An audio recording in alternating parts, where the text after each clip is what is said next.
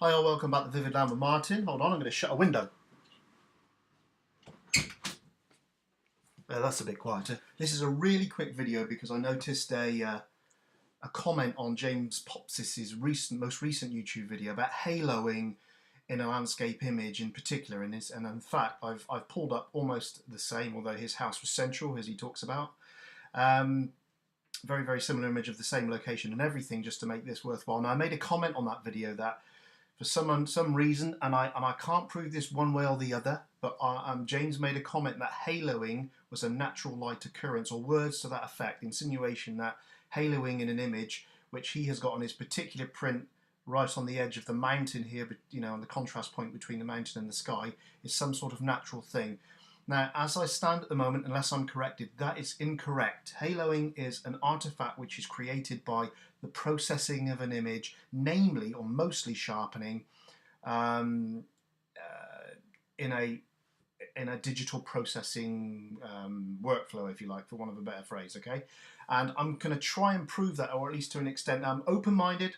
I'm a skeptic in the true sense of the word, which means if somebody can prove to me different, I'll accept it. But at this moment in time, I'm just going to show you that on an almost identical image, apart from the positioning, quite similar light, although it's quite bright in my particular sky because I exposed a little bit too far to the right on this one.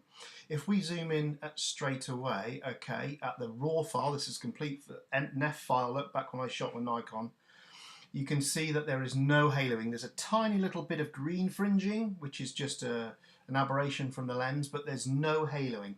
And all I'm going to do now on purpose is I'm just going to put haloing in there on purpose, exaggerate it, so that you can see it occur and then removed. So just to make it easier for you to see, I'm actually going to switch the image to black and white, okay, because it just makes the haloing easier to see.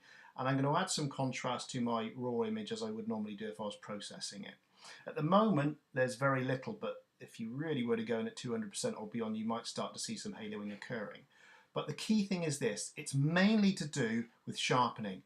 And all I'm going to do is I'm going to be an absolute idiot and I'm going to chuck all these sharpening sliders over to the right and completely overcook it just to show you that. So I'm going to throw the detail over, throw the radius over, and throw the sharpening over.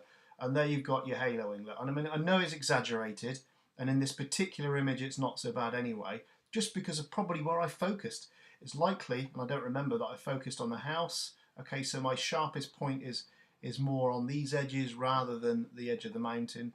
But with with the way depth of field works, there's probably not much in it, to be honest. But you can see the haloing there, okay? That's exaggerated, I know. And in my previous video, you can see it a little bit more natural on the rider's hat in the horse photograph that I'm editing. But just to show you, that's introduced halo. Okay, that's not a natural light event that I'm aware of anyway. And if I, of course, reset those values, you'll see that halo very quickly disappear. Okay? And just to show you it one more time, if I exaggerate those values again and then I do my masking slider, hold down Alt and Mask, you get kind of like an inversion. Let me hold that down again. So that is introduced, and you've seen me do that live, well, recorded now, the introduction of haloing from working the photograph. And you will, to an extent, as you play with other areas of your image, shadows, highlights, you know, the contrast itself, the exposure, you may find that it enhances the amount of haloing that occurs. Let's have a little look. I think I can see a hairline of it there just by playing about with some of these values. It's something you've just got to watch, and particularly if you start putting clarity in, I think, can you see that again? It's beginning to come in. If I really push the clarity over, I mean, it looks nice and crunchy, but even from back here, can you see?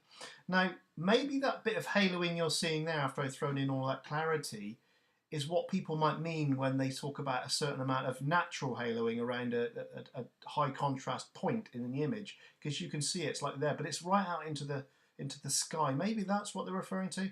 I don't know, but the kind of haloing James pointed out in his image, which was this real fine line haloing against the high contrast edge, I think is perhaps a different thing. So maybe that's the explanation.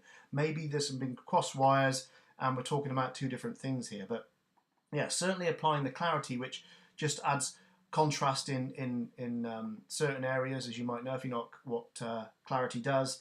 And the sharpening, you know, if we just cook it to death in all areas, just one final time, we will see haloing coming in. Well, you can see it straight away without me even zooming in, look. Yeah, you can see the haloing there coming in. And if you don't control that, then it just looks, you know, just backing off on the detail, but it's still there. I think the clarity is having a massive effect on that, actually.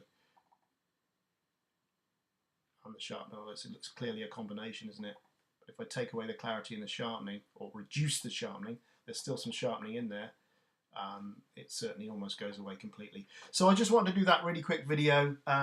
It's not an argument with James, if you like, but you know, I just wanted to make a comment on that visually so you can have a look at it. Check your own images, you may find something different. And like I said, I am more than happy to be disproved on this because I'd like to know myself, because it helps me. Here's an image, by the way, which I did before. Look at that. All right, that's all it was. Thanks for looking. Thanks for watching. Over and out.